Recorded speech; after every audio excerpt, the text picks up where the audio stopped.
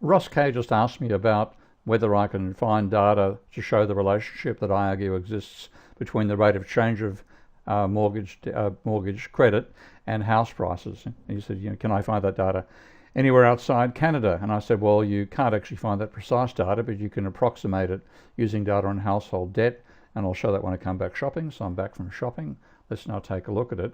And the data itself has two data files, both from the Bank of International Settlements. One is on debt, and it's debt for households, government, etc., etc. And the other is house prices. I'll just see if I can bring that up easily over here. That's the house price data. And so what I've done, just to make things faster in Excel, or rather using Excel, I've edited this from reference area to country and made a couple of other changes to make it easier to import the data rapidly. I could do that in Ravel, but it just makes things faster. So I'm going to set the clock here and see how long it takes me to answer Ross's question. The first thing I do is import the data. Click on the data object there. It then asks me what file do you want to import, and let's import the debt data first of all. Click on OK there, and then Ravel goes through and interprets country, sector, lender, valuation, unit, and breaks as all axes for a multidimensional object, which is what Ravel lets you work with. And now it says next, and then I find I've got data stored horizontally there.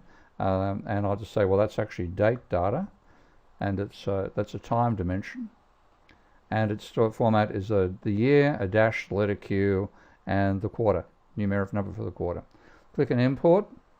Ravel does a bit of quick work to pull that in, and now I've got a Ravel here, and I attach the data to it, and it now shows me all these various dimensions of the data. So I just want to narrow this down. So I want market data, that's okay. I want lenders by all sectors. I want adjusted for breaks. I want all years, so I'll drag that back inside the selector there. And I want household debt, so I'd drag the selector up here, wherever we go, say where's households. Households, okay. So that's the data that I want in terms of domestic currency.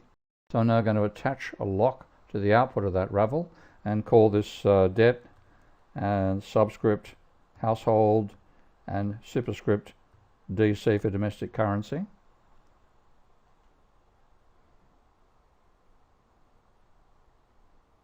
Window comes up. Attach that to the lock. Shut the lock. And now I want to do the same thing for the percentage of GDP. So I'll drag the selector here to percentage of GDP. And now the same story. Attach a lock and call this debt. Again, household. And this is now percent of GDP.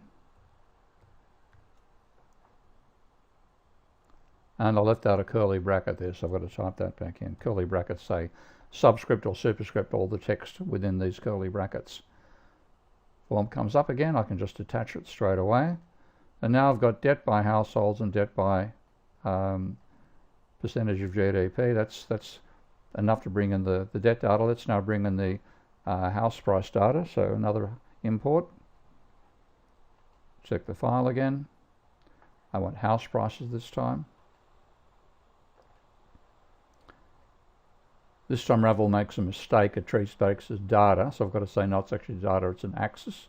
So I've got country, nominal or real valuation, percentage change or index, and breaks, and then the same story, horizontal date data. So I go here and I can click a down arrow now and say, well, it's actually date, which is the time dimension, and here's the format with a quarter beforehand. Click on import. That data comes in. I now attach that to a Ravel. After the first one comes in, we bring them in minimized form, but I can easily change that and just right click and choose edit mode. And now you can see the four axes there. And what I want to pull out of this, I want the unit to be, let's just get the arrow there properly, okay. I want a year-on-year change, so that's the annual rate of change of house prices. I want it in real form rather than nominal, and I want it to be by date and then by country. So flip this around here, and now I can say this is what I want to look at. This is house price change, and I can be a bit fancy here, so I'm going to use the Greek letter delta, and so that delta house price index, because that's what it is, the percentage change of the house price index.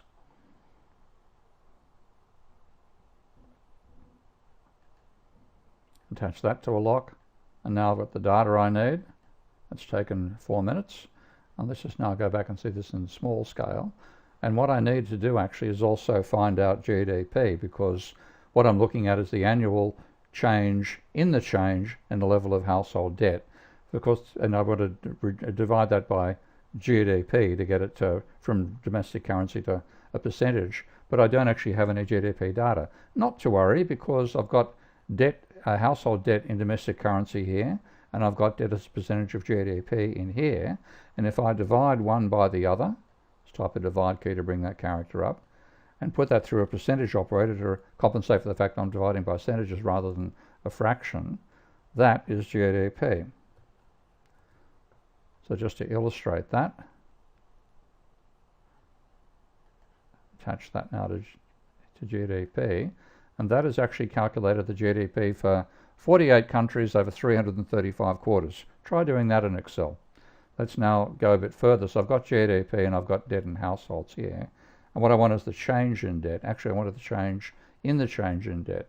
So I bring down a change operator up here, a delta negative looking backwards, and I attach that to the data and then say, well, let's edit that. And I want this to be looking at change over the time dimension, and that's the date. And I want to look back 4 quarters because there's 4 quarters to a year. I want the annual change. And then I want to do it again because I'm looking at the change in debt. So I bring that through, and that's going to give me not just the change in debt, which is I call credit, it's the change in credit itself. And I can now call this delta again, just being a bit fancy, delta and then credit for households. Actually, I'll make that subscripted. And household. And that's obviously in domestic currency, so I won't bother putting that label on there. Now attach that. And now I've got the credit data and I've got GDP, or the change in credit data. So I now want to divide change in household debt by GDP and put that through a percentage operator as well, so I get the thing expressed in percentages. And I can now call this similar name, delta, and then curly brackets, credit, and then subscript, household, superscript, percent GDP. I'm being a bit verbose here, but just to make it obvious to see what you're dealing with. This is much more obvious, of course, than working with spreadsheet formulas. Click on OK, and now I've got those 2 variables there. And what I want to do now is look at the relationship between change in house prices. I'll take a copy of that, paste that down here, and change in household credit. Paste that down here. Now let's just move the screen a bit so I focus on those 2 and put all the other calculations out of the way for a while. So what I want to now do is compare the 2, and I put them through another set of Ravels, because this way I make sure that the selection I make on one is the same as the selection on the other. So put that in editor mode. Let's just zoom out a bit, and I'll do the same for house price index change. So another Ravel, attach that, put that in editor mode as well, just to make it obvious what I'm doing, and then rubber band and select the 2, and using the right click menu, I'll just do it up here, I choose link selected Ravels. So whatever I do to one will happen to the other. So if I flip date around here, for example, it flips date on the other axis. If I put a caliper on, which is to select a range, I'll say, well, let's actually take it from, say, 1990 roughly to 2020. And that will now, if I go back to normal scale, you see that's been done to both of those Ravels. And now I can attach a graph and look at the data. I'll just stretch the graph out a bit so it's a bit bigger, easier to see. And I'll attach the output of this Ravel to the right-hand side, left-hand side, and that's all the countries in the database. And I'll attach this to the other side. That's all the credit. That's a god almighty mess, of course, but it's because I've got too many countries there. Well, let's now take a look at Canada.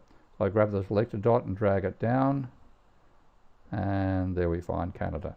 Let's go back and take a look and see what we've got. And you can see looks like there's a relationship between the 2. let's just check in terms of having a look at the correlation coefficient.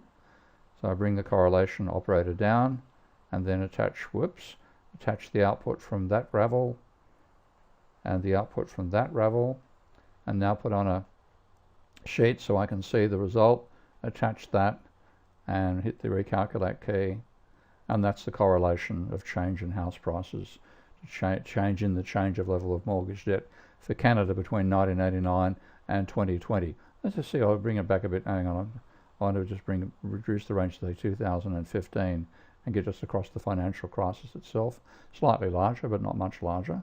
Now of course the big one during the financial crisis was the United States of America, so let's just take a look at that. I'll just drag this down a bit so I can bring the chart over, make it a bit more obvious. You spend a lot of time changing the layout here, but it's very easy to do, as you can see. So let's actually zoom in and take a look at the United States of America, which is way out here somewhere. There's the United States, recalc, go back to full view, and there's the correlation of the change in mortgage debt, household debt, but it's mainly mortgage debt, to the change in house prices, and it's 0.72, which is a pretty high correlation across that data range. And having done this way in Ravel, I've done the calculation for every country that's in the database. Let's go like my old home country of Australia, which tends to think it didn't have a housing bubble, and hit the recalc, and 0.68, quite a strong correlation. The reason Australians didn't see the house prices collapse, as they thought they would do, is because the government restarted the housing bubble by grants to first home buyers and all that sort of nonsense.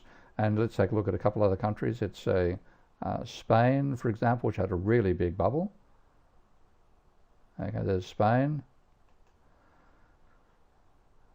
Similar correlation, a bit smaller, but the ups and downs you can see there. Anyway, that's how long it takes to do this stuff in Ravel. Try doing that in a spreadsheet.